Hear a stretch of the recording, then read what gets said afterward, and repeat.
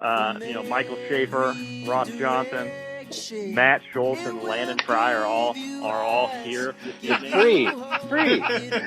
Perspective. I've been back and I'm just gonna say it. I've been thinking it for 10 minutes. I don't want a podcast scared. Oh yeah. ashes. Now I've seen the road. Pregnancy is a beautiful thing. Pregnancy is a gift. Shit. Oh, there are stories to tell. What kind of paint sticks to asteroids? Like, if you don't time your wall. Afraid some days, but the road will lead us to a better place. We are called to emerge from that default setting of self-involvement.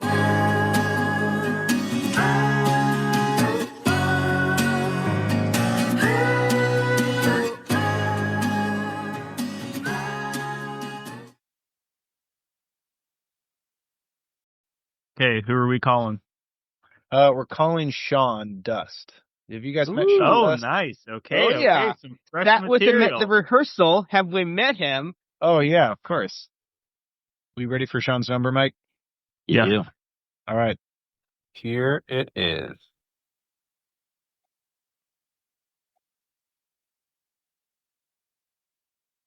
Hello. Hey, Sean. Yo. How's it going? Good. What are you up to tonight? Is there something going on? Are you having a party in the background? I hear some chatter. Yeah, you guys are in on my little party here. No, it Oh, was heck just yeah, cold man. outside, Live so from Sean's party. from the party. So, How's it going? good.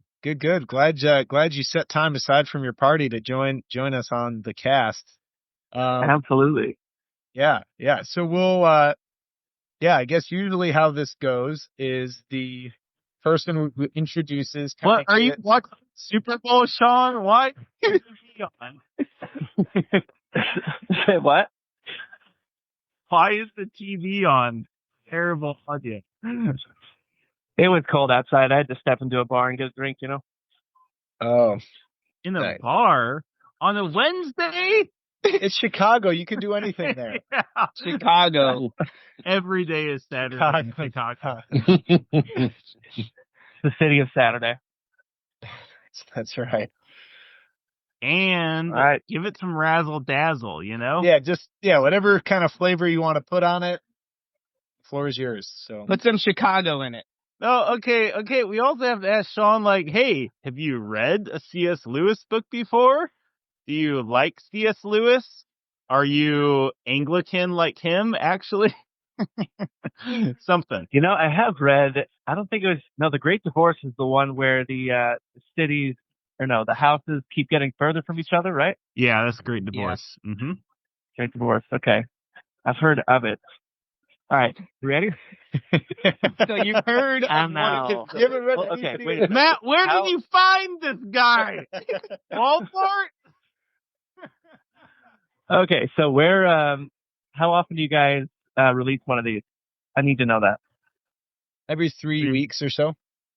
And now, the podcast you've been waiting for 3 weeks. The great speech, guys. We got a little bit of Matt, a little bit of Landon, Ross, and Schaefer as they discuss C.S. Lewis. Shoot, what is this? The Abolition of Man? Yep. Yes. You got it. Right. The Abolition of Man.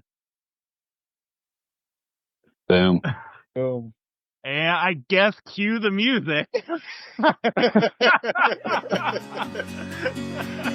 When you see the road from every direction, it will give you eyes, give you hope, it'll give you perspective.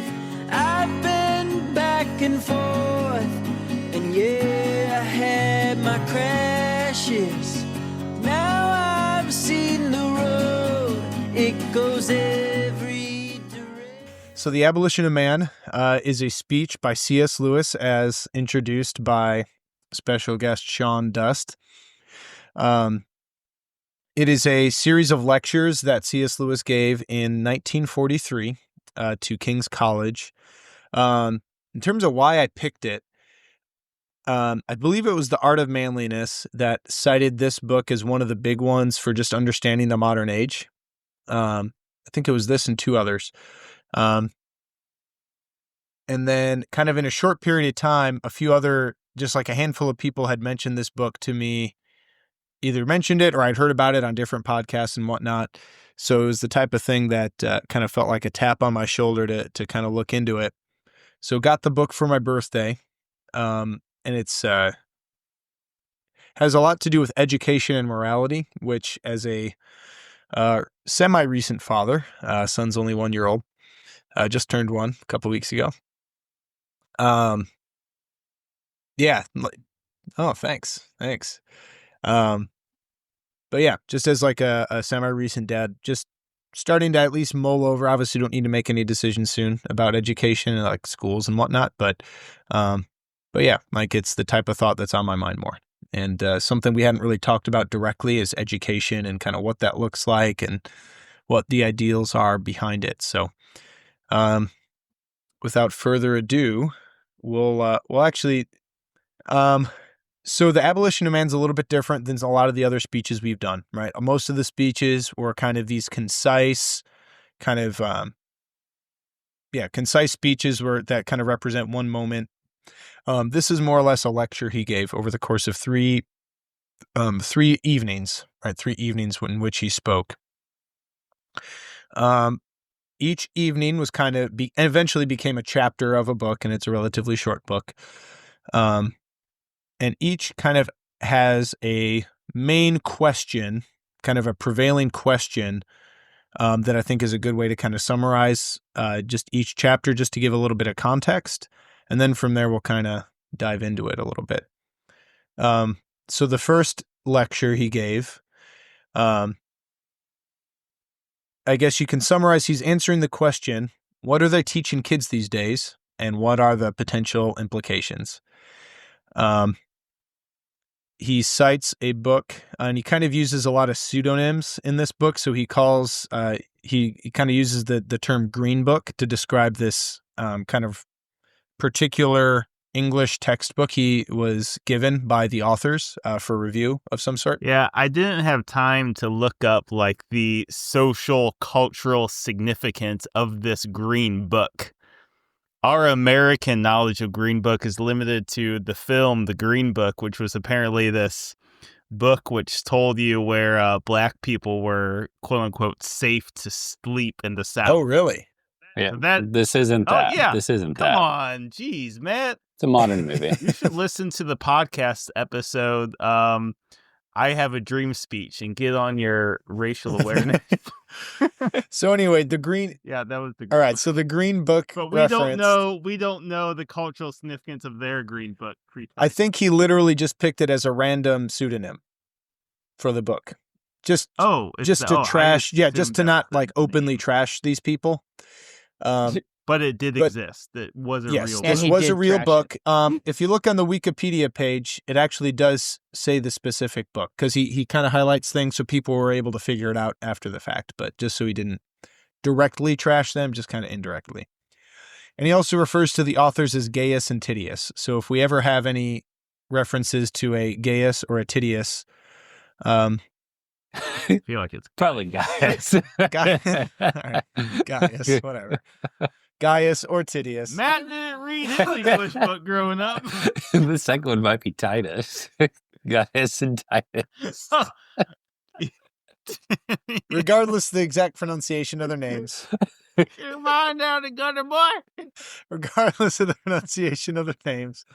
That's who he's talking about. So Gaius and Titius are the authors of this book, and the green book is this, it's a real book, but it's a pseudonym that he gives. So anyway, just a few little things just to avoid any potential confusions for the listeners. So the first one he answered, well, I think this is kind of his, I guess he comes across excerpts from this book that suggest just a lot of just cultural relativism, I guess, just to summarize it. And the authors kind of reduce kind of these traditional like English texts to kind of just sentiments, right? So, oh, well, he's not saying this is truly a sublime waterfall. It's really just he had sublime feelings about it.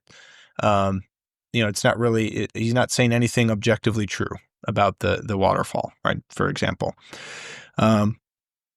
So anyway, in response to this sort of critiquing and debunking, as he calls it, he calls out Gaius and Titius for their misrepresentation. And he says, and this is a speech excerpt, I think Gaius and Titius may have honestly misunderstood the pressing educational need of the moment. They see the world around them as swayed by emotional propaganda. They have learned from tradition that youth is sentimental, and they conclude that the best thing they can do is to fortify the minds of young people against emotion. My experience as a teacher tells an opposite tale. For every one pupil who needs to be guarded from a weak excess of sensibility, there are 3 who need to be awakened from the slumber of cold vulgarity. The task of the modern educator is not to cut down jungles, but to irrigate deserts. The right defense against false sentiments is to inculcate just sentiments. By starving the sensibility of our pupils, we make them easier prey for propagandists when they come. For famished nature will be avenged, a hard heart is no infallible protection against a soft head.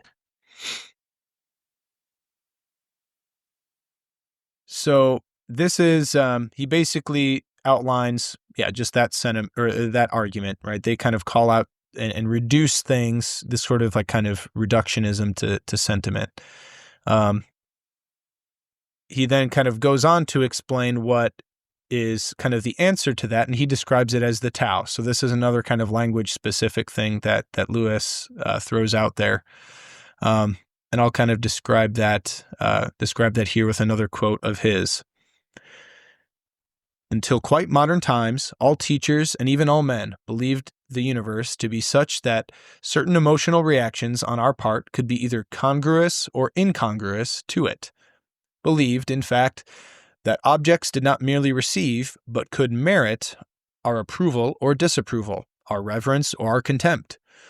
The reason why Coleridge agreed with the tourist that called the cataract sublime and disagreed with the one who called it pretty was, of course, that he believed in inanimate nature to be such that certain responses could be more than just or ordinate or appropriate than others.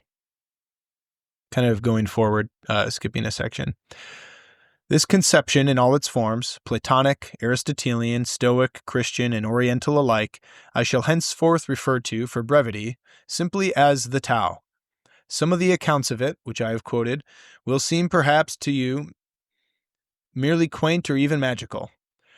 But what is common to them is something we cannot neglect. It is the doctrine of objective value, the belief that certain attitudes are really true and others are really false. To the kind of thing the universe is, and to the kinds of things we are. End quote. So we'll kind of pause there and digest a little bit of what C.S. Lewis is saying. And there's actually one other quote that I might get to later on that's just kind of a cool summary that he ends with. So what were your guys' response to kind of like this first section, just in terms of kind of the idea of the Tao? And I guess, to what degree were you exposed to it, in your high school, middle school education? Well, to sort of also help clarify this metaphor of the waterfall being pretty or sublime, I think another kind of way of picturing that, which sort of just came to me and helps it make a little bit more sense. Imagine like you taking your child to see the Grand Canyon or the Sistine Chapel, and rather than expressing some form of awestruckness in the midst of this gorgeous, majestic thing, there's something like meh, or, oh, it's nice, something like that, right? You would say there's something wrong with that child or that kid if they don't respond in a certain way with language, right? So I don't know.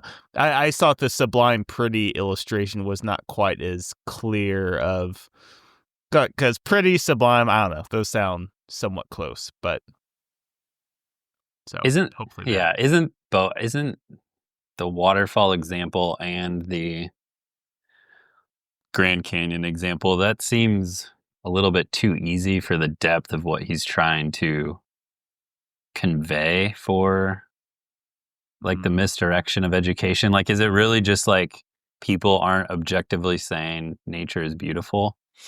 I mean, Or is it more like he's getting to like moral and doing right laws of mankind, not like in these kind of natural artifacts.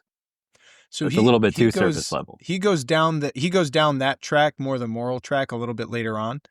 But with the waterfall thing, he was actually Gaius and Titius specifically referenced this, like, and I'm probably butchering this name too, but Coleridge, I think is his name, famous poet, who like, I guess, famously criticized someone for using the term pretty instead of sublime, right? So the Green Book authors basically said, like, oh, well, that's not really a good criticism because, you know, they're really just describing their feelings, so you can't say their feelings are wrong. You know, so it's kind of this subtle move towards subjectivism, right? So I agree. It's not like, this isn't like his home run, but this is kind of just like okay. a It subtle, starts it off. just like a subtle way that the authors of this English textbook just kind of like just sneak some of this stuff in there. So it's like to be specific, the authors of this textbook call the waterfall sublime. Their statements, C.S. Lewis says their statements about the speaker's feelings on the matter, and that is evident. It's like they're putting their own projected emotions into something, and we objectively know that that's incorrect or understated. And I think so. So I think if I read it correctly, so the people in the Green Book, this Gaius and Titius people they're saying that, you know, they're only describing how they feel about the waterfall, as opposed to something objective about the waterfall. Where C.S. Lewis is arguing that no, there are certain things, and he gets into to your first point, like he does get into a lot of the moral and ethical stuff. But I think it would be safe to say, like, statements like that would be also included within the Tao. So kind of like to Mike's example, like there is some sort of universal, historic, traditional, however you want to call it, like understanding that, yes, like the Grand Canyon is majestic. And like to say otherwise would just be incorrect, not you're disagreeing with my opinion. I wonder, this is a really good example. It isn't surface level, and I think we can already in our minds correlate it to so many other current things. Is he saying, all right, so he's criticizing them for saying this waterfall is sublime, and that is their... No, he's criticizing them for criticizing someone else for saying sublime is a preferred term. Oh. So my question is, like, what's his solution? Or given the text, given his like whole chapter 1 stuff of what he's getting at, like, and this could be our interpretation of his solution. I'm not sure if he quite lays it out clearly. Like, what is an appropriate way to talk about nature's beauty in the sense of a waterfall? So I don't know if he answers that specific thing directly, in terms of just nature's beauty or whatever. But I mean, his answer is like the doctrine of, and this is part of the quote I read, is like, it is the doctrine of objective value, the belief that certain attitudes are really true and others are really false. The kind of thing that the universe and kind of things that we are. So you can say true and false things about something that are either better or worse. So like when these authors are saying that there's no right or wrong way to describe a waterfall, he's saying baloney, because that's what our entire English profession has been doing. Like, is trying to figure out the right and wrong, or the best and worst ways, or the most apt ways to like write and describe and to articulate things. So to like say that calling a waterfall pretty is the same caliber of writing as to call it sublime, like he's saying that's a bunch of malarkey, right?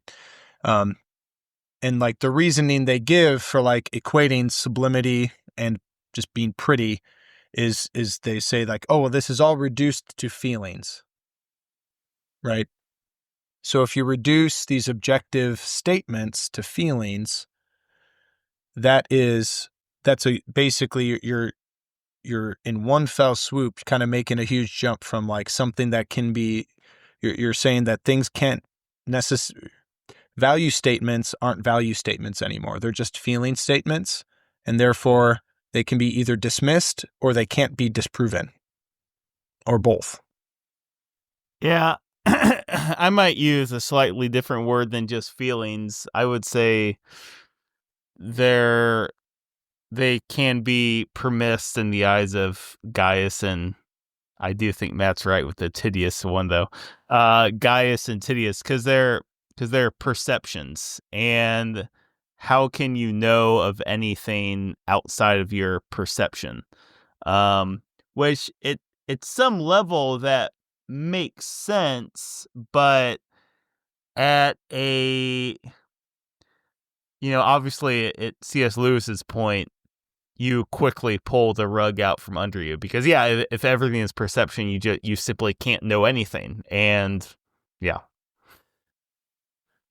Well, yeah, and I think he also accuses that basically if you dismiss all motion regard of its degree to the harmony with reason, right, to the degree to which it correlates with something we can observe, like basically that's just like one quick and subtle move to basically undermine. I mean, and I think he uses the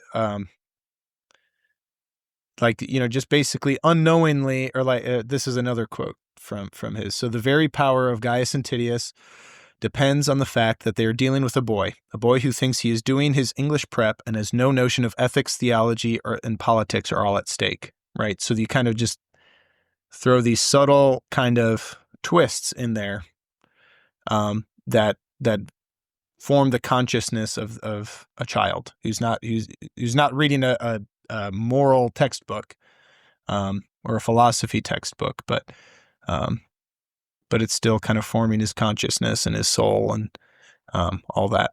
Yeah, that's what I was to kind of get back to the, like, you brought in like the the education part, and I know your question, because I feel like your question earlier was something the effect of like, did we get the Tao in our education?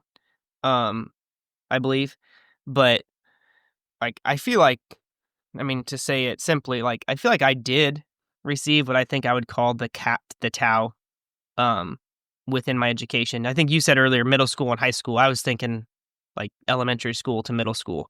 But to try to, I feel like, and maybe I'm jumping too much and taking it too far with how I'm thinking about it, but when I think of my education, I guess I don't just think of schooling. I kind of think more collectively, like, what did I learn at home? What did I learn at school? What did I learn at church? What did I learn in Cub Scout? Like, all the different things I did growing up, I kind of lump together as my education. And I feel like I received a lot of I guess I'll say foundational way of thinking that I think would be in line with Lewis's The Tao. Just to be really clear on the Tao for our listeners. Sure. Have we described what the Tao is? So one of the quotes I read was, I think is probably most succinct description. So basically, the doctrine of objective value, the belief that certain attitudes are really true and others are really false. And this concept he kind of acknowledges can exist or has existed in many forms. So Platonic, Aristotelian, Stoic, Christian, and Oriental alike are kind of the ones he specifically lays out, but basically just of ages past or traditional, traditional rules or traditional kind of baseline. Later on, I think he describes them almost as like a first principle or like a primary color, like something that exists in a way that if you can't really question or to question them any further means you're just kind of ignoring humanity and you're just kind of needlessly trying to ask for proof of something that can't exist. Just because it's such an underlying basic principle, they're not really questionable, right? They're just, I guess that might be one way to describe that. Yeah. Another maybe might be helpful, simple, concise way to is sort of the moral convergence of the world's major religions. I think, not simply just that, but I think ultimately that's sort of what he's getting at. Yeah. He does summarize them. I think they're kind of interesting to read. They're in the appendix of the speech that we're talking about. They essentially are 8 laws. More or less, you could refine them from like generally the 10 commandments, but he does a really cool thing where in the definition of each of the 8 laws, he pretty much cites sources that are not biblical. For each one, he throws in like the one Bible verse that pertains to the law, but he mostly uses Roman, Greek, and a lot of ancient Eastern Yeah, there's text. Egyptian, Babylonian, Jewish. Mm-hmm. Yeah, there's a lot of interesting things here. So, as a fun aside that's also related to this exact topic, I was when I was dating someone somewhat recently,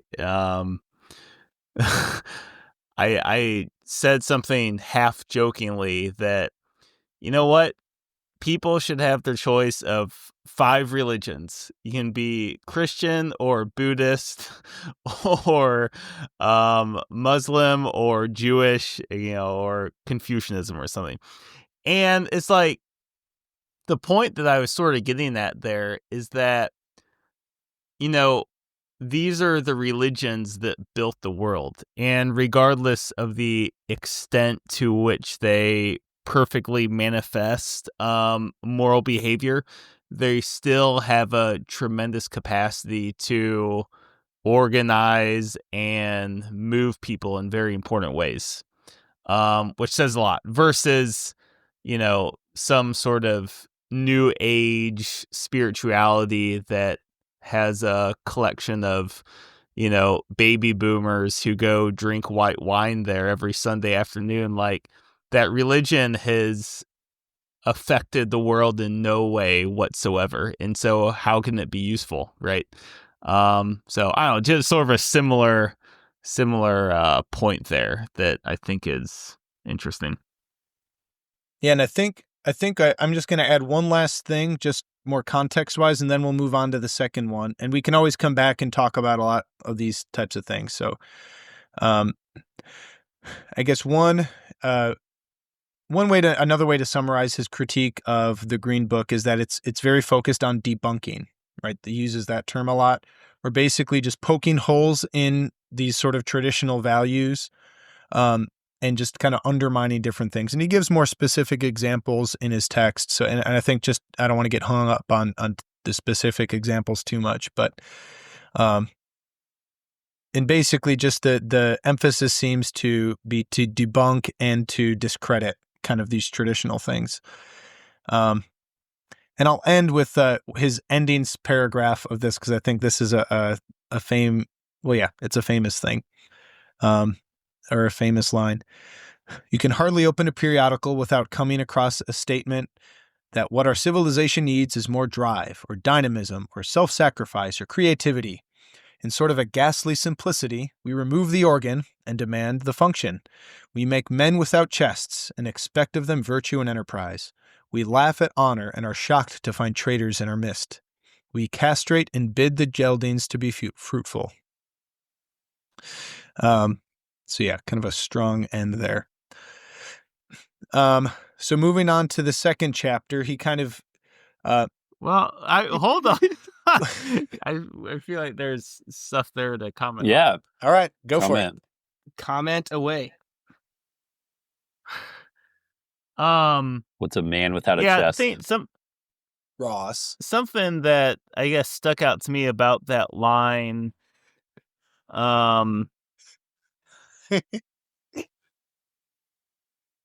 It's like how, and of course Lewis goes into this stuff in the speech, regarding like how do you explain the reality, the significance of wanting to die for one's country, right? If everything is reduced to just, if the only thing real is perception and instinct, how do you get at these realities which do truly like move the universe, well, move the world?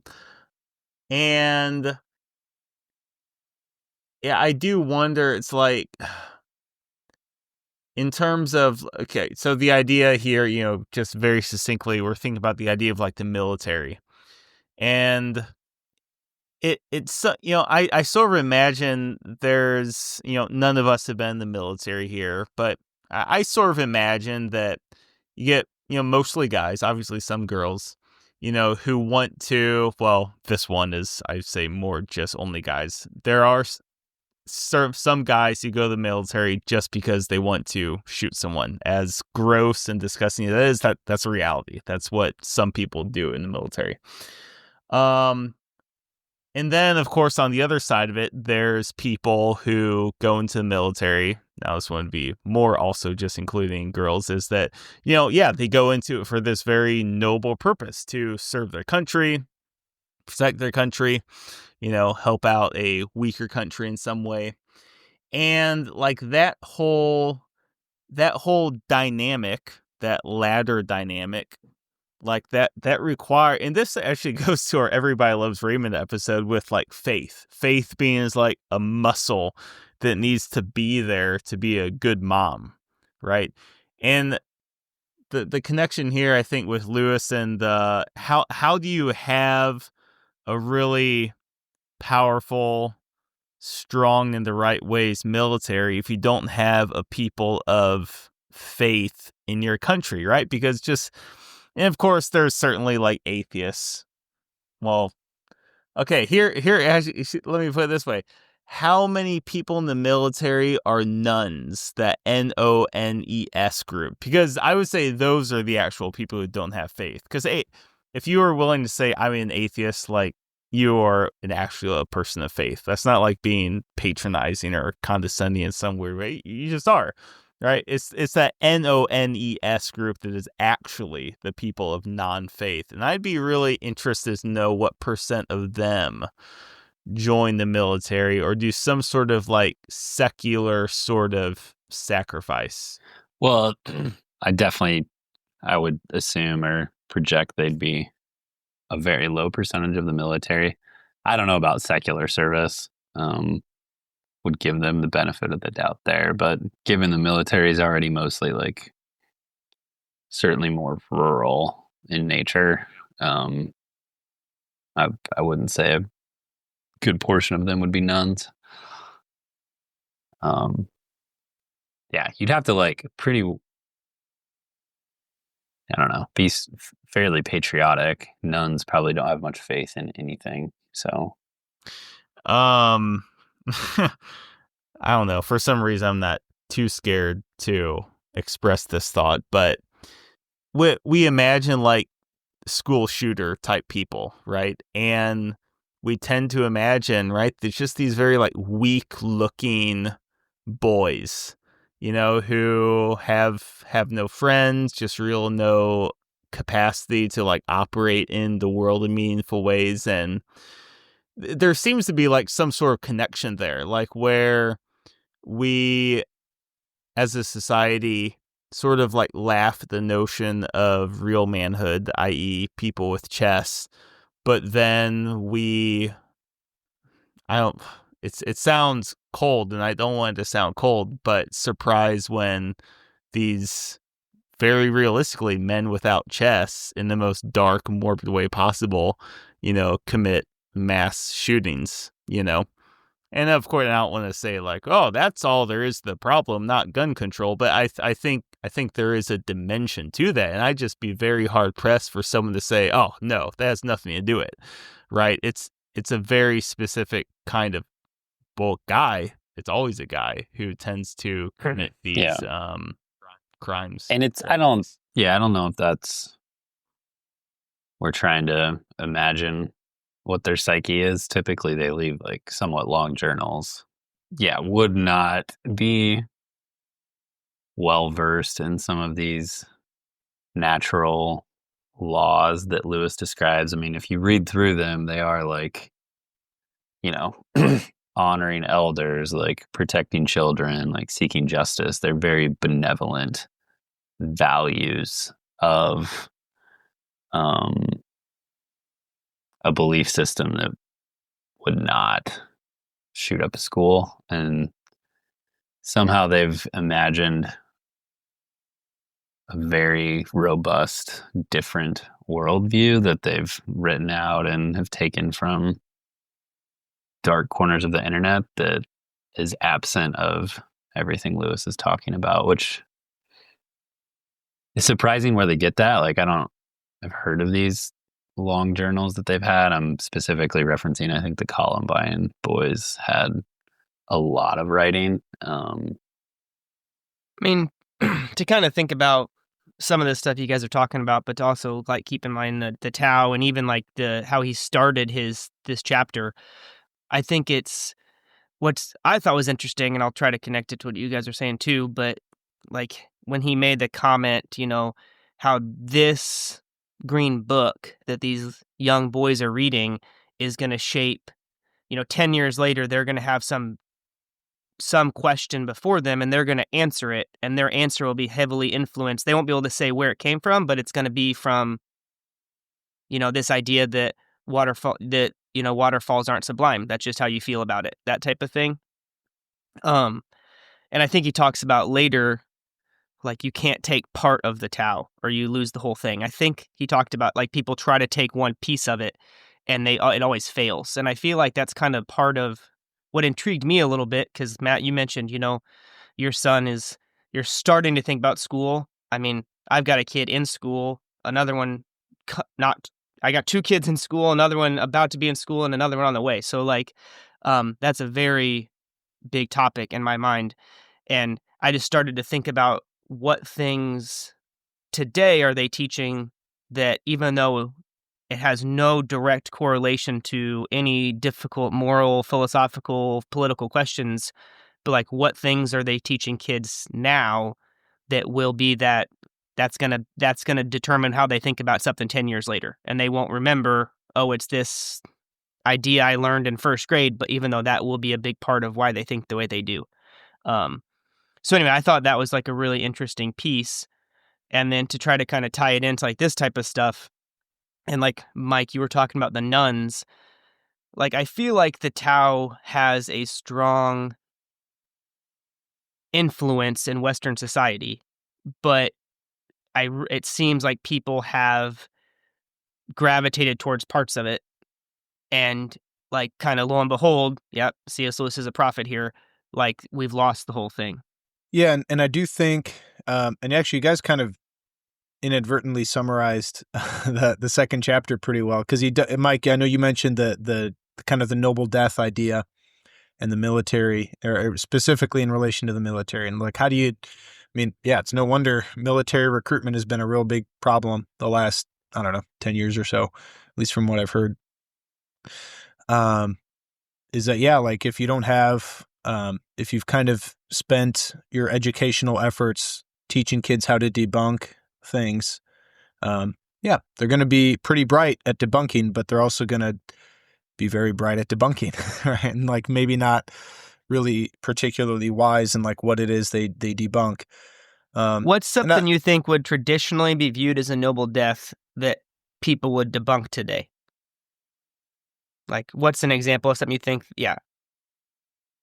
I mean, I would think, I mean, if you were, I mean, a lot of martyr situations, I mean, we don't experience that in like USA, in the USA, but, I mean, certainly in other countries, if it's like, oh, why don't you just denounce and just go along and get along and just, practice your faith privately? Like, yeah, like I think people would um, kind of make those sorts of arguments or statements.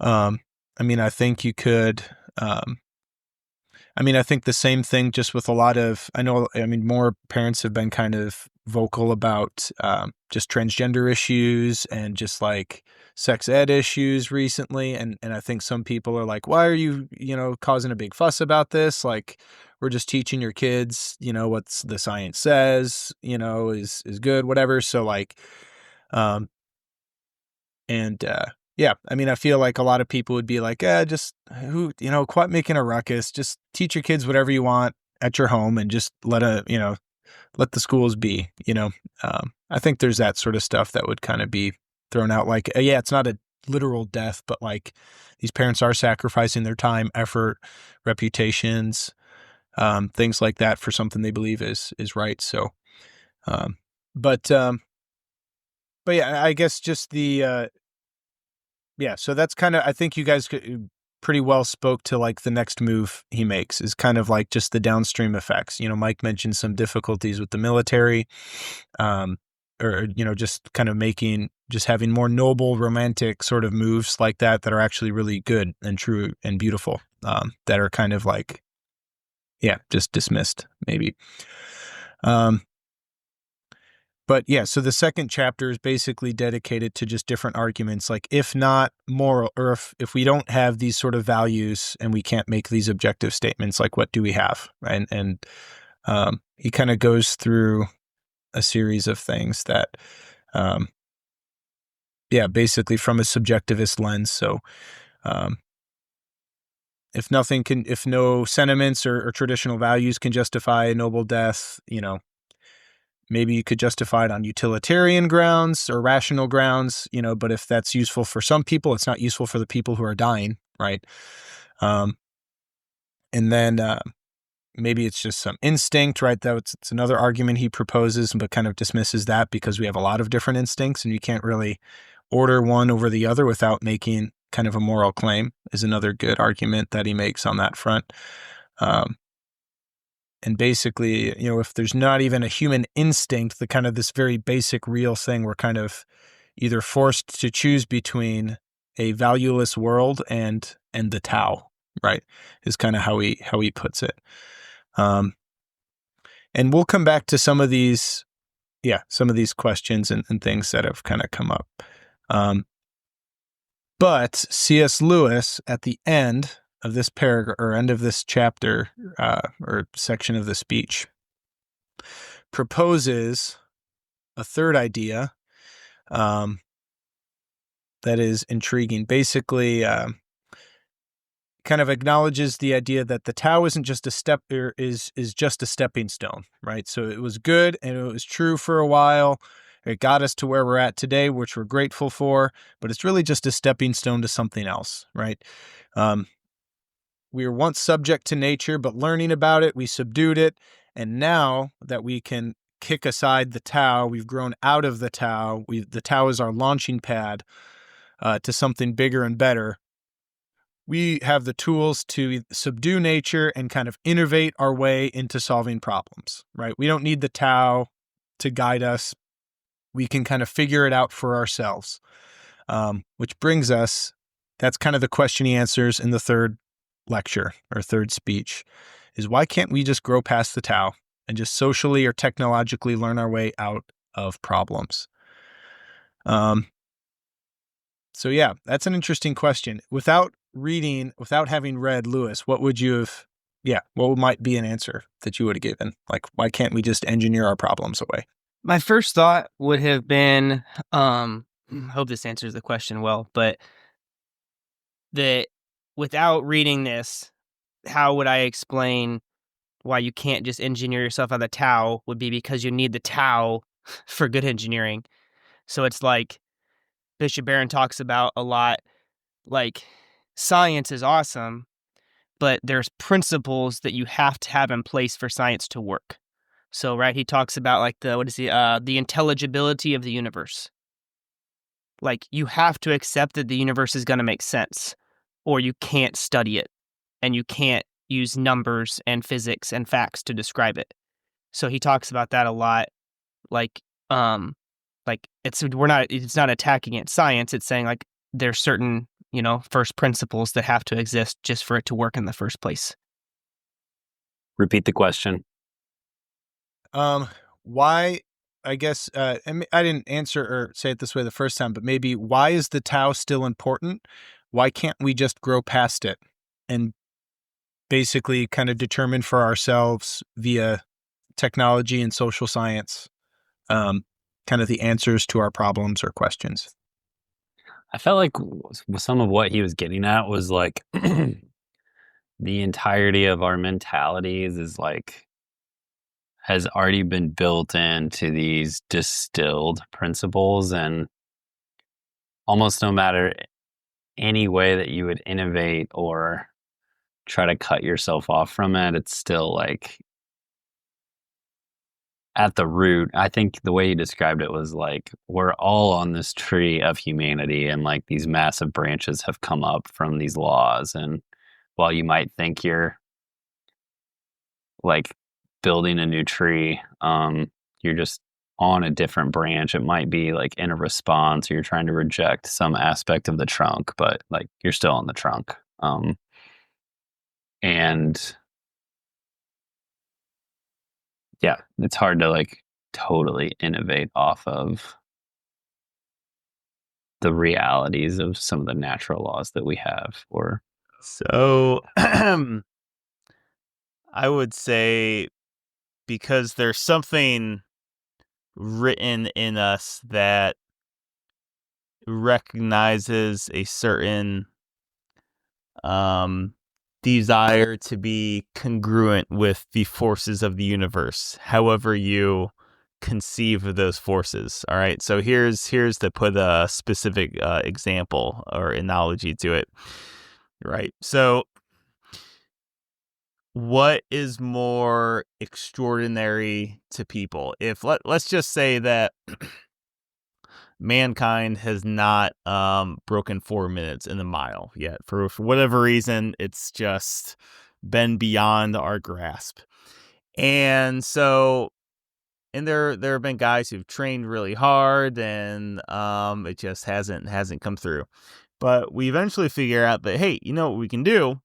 We can just use some of those some of that CRISPR, get this kid's genes where they need to be so that he's going to be a stud runner, and we're going to produce that kid, and then we're going to get him hooked up with a sports psychologist when he's at the age of reason, 7 years old, and we're going to get things rolling, and by the time he's 19, 20 years old, he's going to break the 4-minute mile, right? There's something about that story that is just like that's not real. It's not tied up in the spirit of the Tao, if you will, versus how, of course, it actually happened is that Roger Bannister just trained his guts off for some period of time, had this key workout that he figured out how to work with guys who were pacing, and got the weather figured out, right? And that's how it worked, right? And you can think of like different analogies to that. Rocky and Drago, baby. Or rock. Yeah, that sounds silly, but there's a certain amount of truth that using steroids versus not using steroids. Or, I mean, there's a really dark example, but there's like truth to this too. A couple who has like 3 healthy children, but they actually took the life of one of them because he or she had Down syndrome. Like, you can have 2 couples who look the exact same, 3 healthy children. One circumstance, they took the life, and that obviously happens, sadly, grossly, took the life of that child. Like, there's something that's that it's just repulsive about that. And I think there's no other explanation. I think that sort of breaks out this idea that engineering us to the same endpoint is not the same thing, even though it looks the same. Oh man, dude, the movie The Watchmen talks about this actually. I've never seen that movie. You guys seen The Watchmen? Have not. I've seen it once, but there's at the end of the movie, I'm just giving it away, spoiler alert.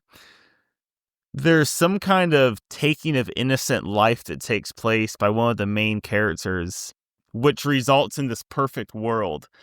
But this perfect world is there's this invisible dark cloud that sort of insinuated that this perfect world exists only because this moral crime was committed, even though it all looks perfectly hunky-dory.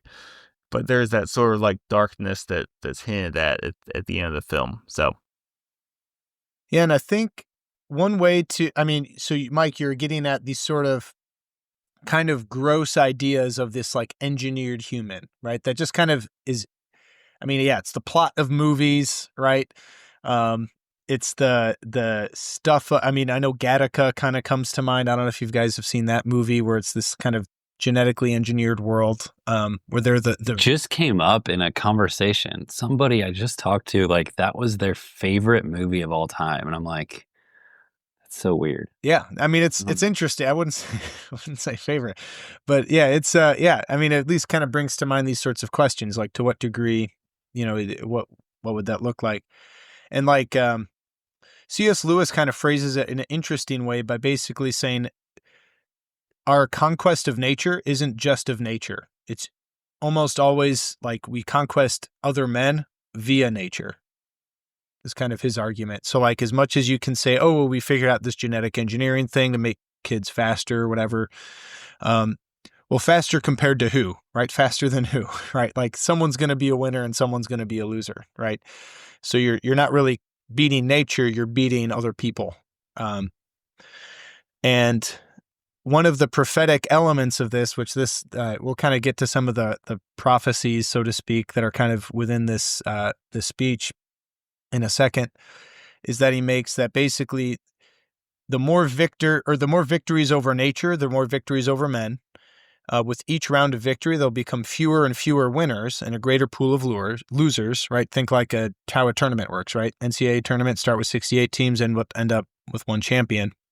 So you end up 67 losers, right? So more victories makes more and more losers, and eventually consolidates kind of this power over other men to this very small group of people. He calls them conditioners in the text, and kind of goes over a few other logical points to kind of determine whether or not they'll be altruistic or not. But if there's no Tao, why would they be? It's kind of the short answer to that.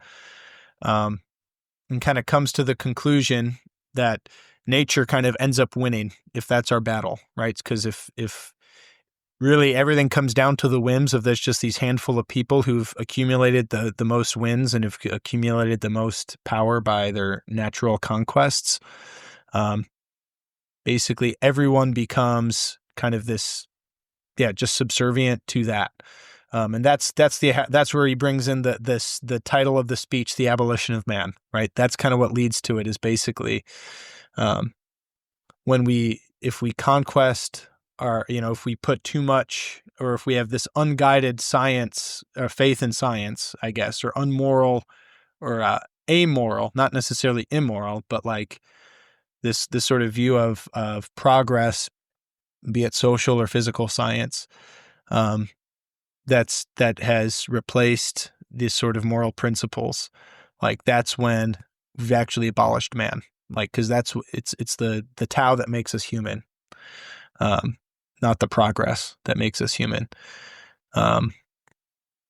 Which is kind of how he wraps things up. So unless you got, well, to sort of put that idea another way, I think it's man ceases to be man when he's no longer engaging in reality to the full complexity of his nature. a hyper engineered society diminishes the capacity to do that, right? Like okay, what in a marriage, to have a certain amount of responsibility over having children with natural family planning, right? That requires a lot of yourself to figure that out, right? It's versus if you're using artificial birth control, it's relatively simple, right? It requires very little of yourself to get that figured out, right? So it's just another way of explaining this idea of why the abolition of man, once you have,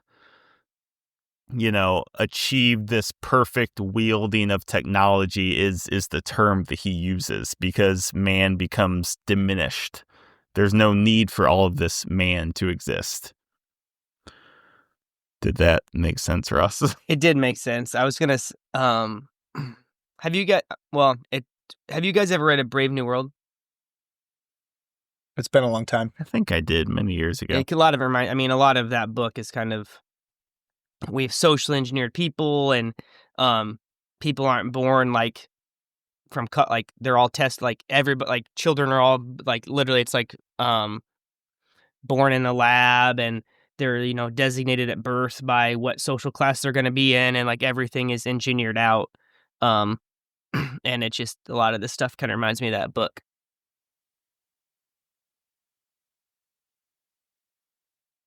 Yeah. It was one more thing. It's a good intermediate thought. Yeah, no. Briefly. Well, go ahead. Sorry. But to be devil's advocate, it's like, there's a lot of truth to these things that C.S. Lewis says, but at the same time, you will find nuns, N-O-N-E-S, who are very self-sacrificial, and people who just are still very like complex, rich humans, even though they take these shortcuts in other ways, because that's just how humans are. But at the same time, yeah, for a lot of people, yeah, there is a lot of truth to what's being said here. Okay, I just wanted to qualify. Well, I think C.S. Lewis is also, he's not arguing at like the level of an individual, like he's arguing like the level of the idea. So like, I don't think he's saying like, yeah, I mean, at least, and yes, like to your point, like there are all these people exist. It's like, oh, well, they, such and such, they are really noble and would die for certain things and stuff like that. But I think the point is more like, if you take the idea to its endpoint, this is what you're going to end up with. And that's not going to happen, honestly, and even in a lifetime, if that makes sense. Like, it's not like, oh, I'm a nun, so therefore all of these crazy things are going to happen before within my life in the next 5 years. I think it's more, if these ideas are allowed to take society over the course of generations, this is what it's going to ultimately end up with. That's why I think it's just interesting looking at him giving this talk, which, what year was it, Matt? Yeah, so I mean, a couple generations ago, so like you can see people probably listen to the talk and were like, oh, I don't know about that. But like 2 years later, they didn't see it. But like now, us reading it in 2022, it's like, oh, I can actually see how that has kind of happened already, So I feel like that's more it takes longer to play out than just, like, you have to have a wider range to really see it. And this might be a good time to just throw out, and I'll kind of read out, these were a list of things that I kind of saw in the speech that he spoke to that would kind of come of things. And just let me know. I think this would be good fodder for potential disagreement and debate. I think this would be good. So things that he said came true.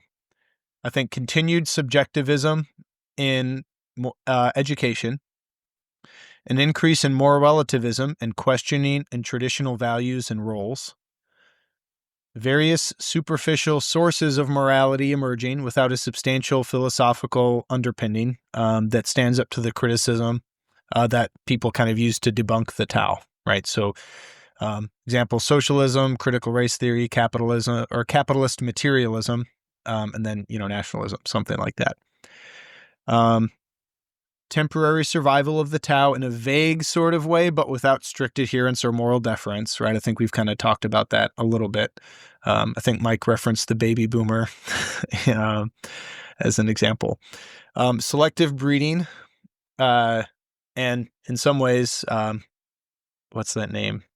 Whatever. Selective breeding via contraceptive technology, abortion, IVF, gene selection therapies, things like that. What's the thing where you try to just bring about like a master race of some sort, or there's a term for it.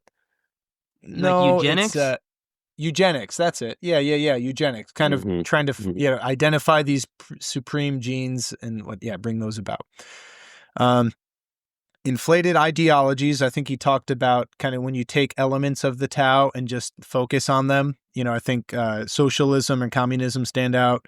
Nazism certainly stands out. And then centralization, and this is kind of more in the last book, centralization of corporate power and messaging capabilities to those who have, quote unquote, conquered nature. So think Elon Musk, Google, Amazon, so on and so forth. So I think these all came true, at least to some degree.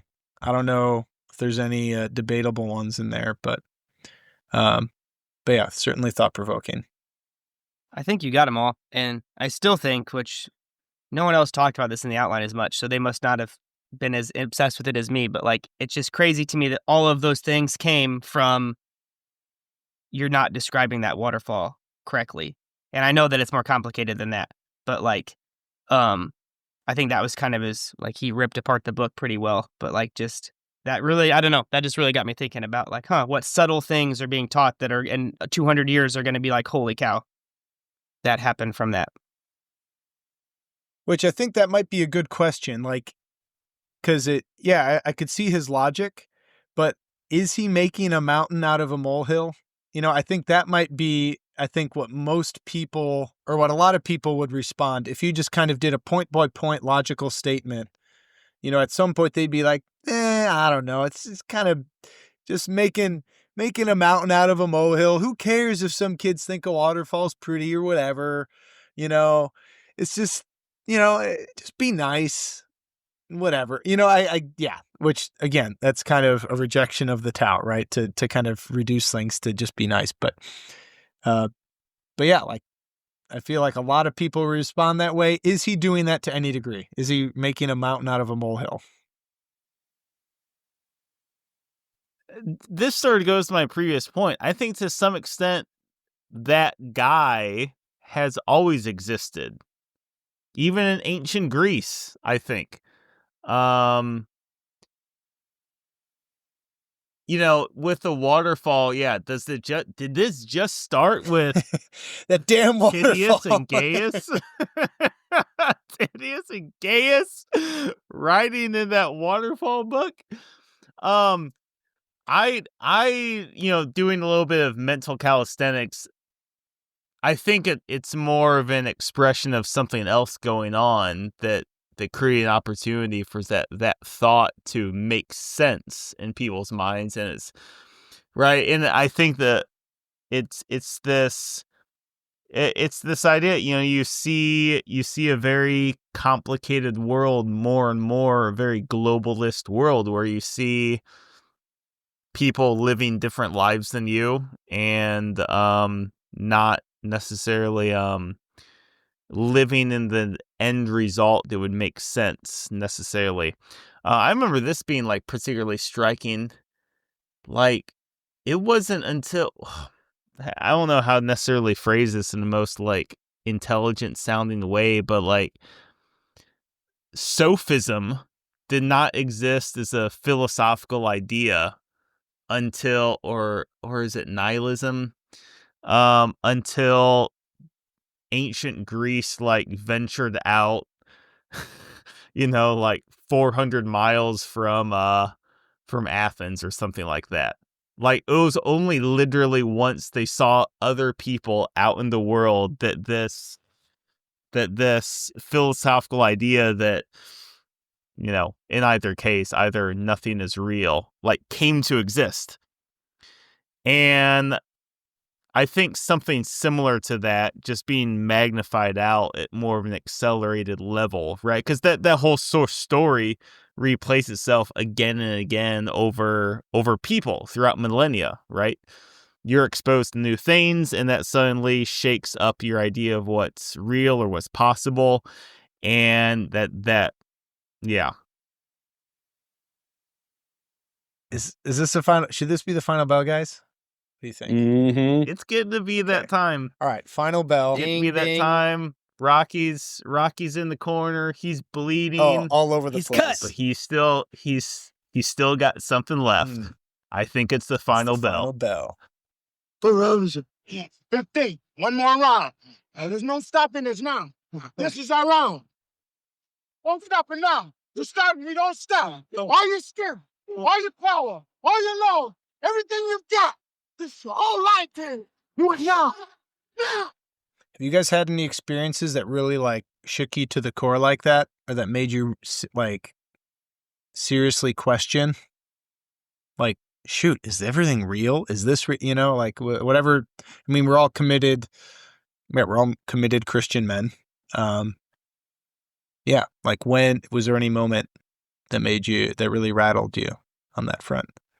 Made you dismiss the Tao or doubt the Tao?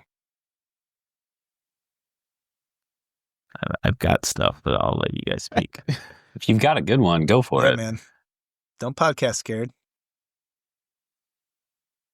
All right, I think this is an important moment right now. Let's all rezone. Mike, tell us about. Yeah, I mean, I think that for me, sort of just a really dark internal period towards the end of college and early in graduate school.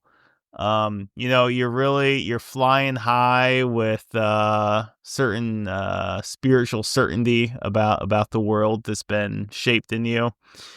And a couple of, well, there are really three big things. One of them I can't really say, but one of them was seeing my grandpa over the course of 6 or 7 years diminish from, it wasn't technically Alzheimer's, but it was another form of dementia that effectively looked the same. And seeing that, you know, I think a useful like metaphor is that how I perceived it, at least, is that there's some kind of blessing if you're, God forbid, dying of cancer, because you can still, for the most part, like, your mind is still present and you can still make sense of what's happening to you and, you know, find some sort of redemptive dimension to the experience. But if it's something like Alzheimer's, then it's like, you know, for a lot of moments, your mind is just somewhere else. Who it is, you know, only God knows. And like, man, that's really, really heavy. And then the other things seeing one particular priest acquaintance leave the priesthood was really startling to me. You know, because up to that point, my understanding of things was that, you know, you know your apologetics, and like that's your like resistance from anything like spiritually bad happening to you like that, right? That the atheism was sort of like self-inflicted was my notion. But then obviously you see something like that happen, and then it's like, oh, well, shoot, I don't know as much as he did. So how do you square those ideas away? So yeah, I mean, I definitely what's the word I'm looking for? The poetic word, waded in certain like nihilistic thoughts for some period of time. But what sort of, I'd say, more or less brought me through the other side is a certain witness of other people that was sort of like equally inexplicable, but sort of on the positive end of it, right? Among my friends, especially. I think there's a scripture verse that just always sticks in my head. Has always stuck in my head since that time, and it's where Christ has just presented the absurdity of the theology of the Eucharist to his disciples, and he turns to Peter and asks, "Are you going to leave me too?" And Peter says to him, "To whom else shall we go? Only you have the words of eternal life." Right. And there's a certain sort of like parallel there, I feel like, where, it wasn't the theology of the Eucharist that I had trouble with, but it was a certain absurdity to the theology of life. Whereas my grandpa suffering from dementia, or this priest leaving the priesthood, it's like, I don't know how to make sense of this, but what I do trust is, and I think the TV show Chosen presents this well, I do trust the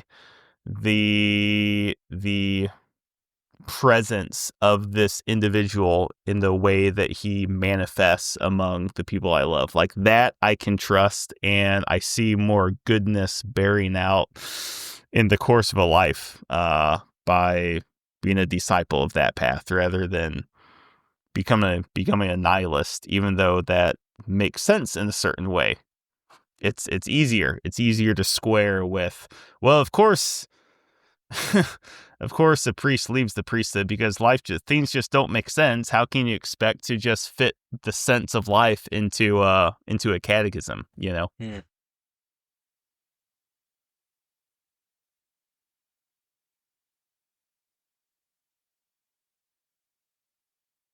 Anything stick out to you, you guys, Ross or Landon? Landon changed his lighting to match the mood. I think, I've been thinking for a second about how to articulate this, and it's difficult, but I'm trying to think of your answer, or your question, Matt, to try to answer it specifically, and I've already kind of forgotten it. Maybe I was getting lost in my own thoughts, but at least what I remember you asking is something the effect of have you ever did you say have you ever doubted the Tao? I don't remember exactly. What made you doubt the Tao or kind of rattle you from kind of just finding meaning in things? I think similarly to Mike, in a sense, and not that we're all super old, but getting a little bit older. So when I maybe fully embraced the Tao, I was 18 years old in college, and now it's I feel like just having gotten a little bit older, having to deal with, family members dying. I work with a lot of patients, so I'm a neurological PT, so I work with people that have had strokes, spinal cord injuries, brain injuries, things like that. So I've worked with a lot of patients that, sad is the only way to describe, what is going on right now. There's it's terribly not sufficient to describe what they're going through, but I don't really have a better word for it either. So I think just being confronted with that type of stuff, not that it makes me question well, I'm going to sit down and write this paper about, not questioning at this level of academic, I'm going to, dissect what I think is true and what not true, but just faced with a lot of difficulties and brokenness and stuff like that. But I think when it comes back to, I guess, how we'll say the Tao, which I hope the listeners understand what that means. I don't know if they will still.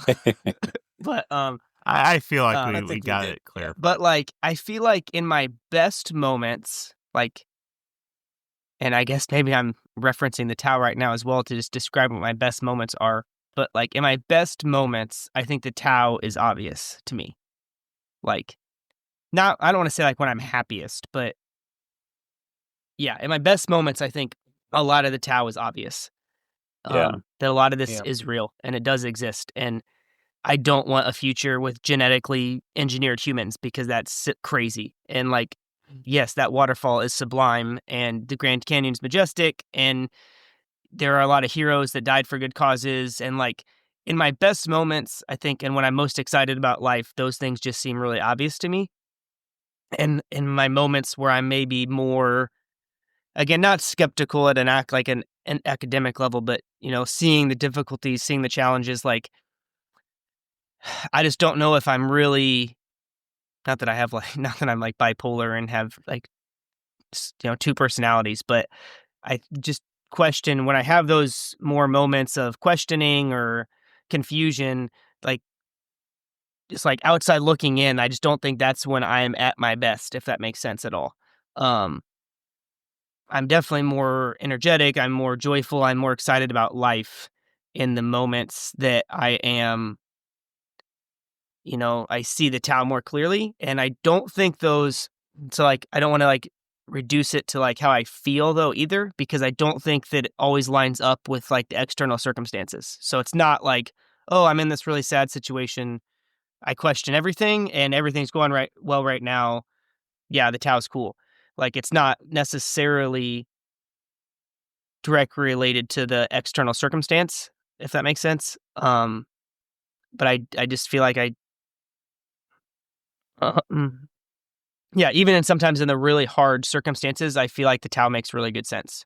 Um, and I don't know how to articulate it, I guess, any better than that. So Yeah, I mean, there have been a couple instances, some more profound than others, that where I've really just had to just either formally or at least just kind of, I don't know, I suppose I've never had to formally cut off for like a relationship or friendship, but just kind of practically speaking, be like, okay, like this friendship or this relationship's going to be markedly different from here on out. Because of like a principle like that, I would say that is definitely like where I felt the most rattled and like, oh crap, like this is like, this is where the rubber hits the road. And this is where like all that stuff I said I believe in is going to like kind of play out. And yeah, I'm just going to leave it at that, I guess, just for privacy purposes. But yeah, just a couple different friendships and relationships and things that, yeah, just had to become markedly different. based on our origin episode, I think that's when you found out I was a Cardinals fan. Ross, I didn't want to get personal, all right?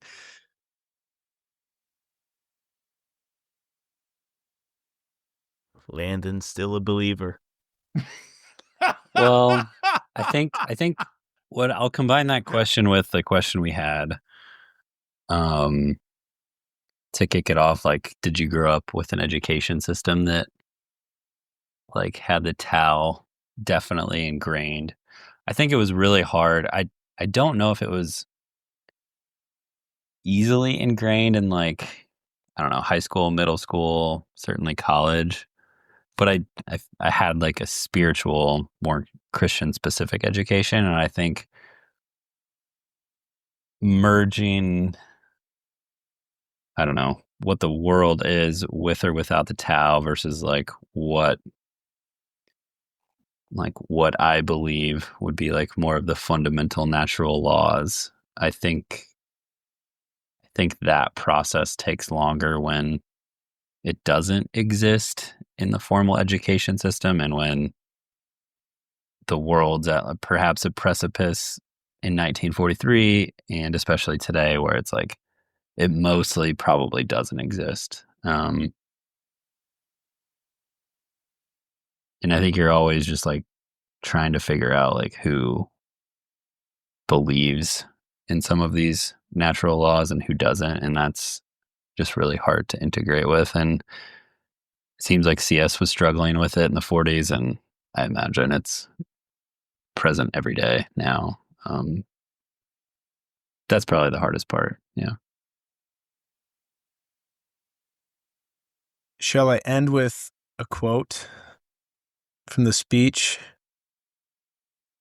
All right. We have been trying, like Lear, to have it both ways, to lay down our human prerogative and yet, at the same time, to retain it. It is impossible. Either we are rational spirit, obliged forever to obey the absolute values of the Tao, or else we are mere nature, to be kneaded and cut into new shapes for the pleasures of masters who must, by hypothesis, have no motive but their own natural impulses. Only the Tao provides a common human law of action, which can overarch rulers and ruled alike. A dogmatic belief in objective value is necessary to the very idea of a rule which is not tyranny or an obedience which is not slavery. When Landon dimmed his lights and then Matt was like, have you guys ever questioned reality? I just like pictured him like with a big old cigarette in his mouth, like sit down. So I'm going to tell you about some stuff. I've seen some real in my day. Thanks for and drinking. Thinking. With us. Wait. Do it again. All right. It needs to be permanent responsibilities. Okay. Landon, since you're never here, you don't get any responsibility. That's fine. I understand the... Unless we can lengthen it, I guess, somehow. Give everyone a trophy.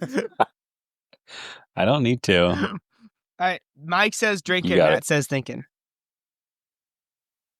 Who says with no, us? I say, thanks for drinking. Thanks for drinking. And thinking. I don't want to say with us. That's all I get. I'll say it then. Who cares? Okay, hang on. Try it again. Let me see if it feels natural. Hey, it's been a great show, folks. Thanks for drinking. And thinking. With us. Hey, cue the music. You're natural, Ross. You get the with us. Road will lead us to a better place.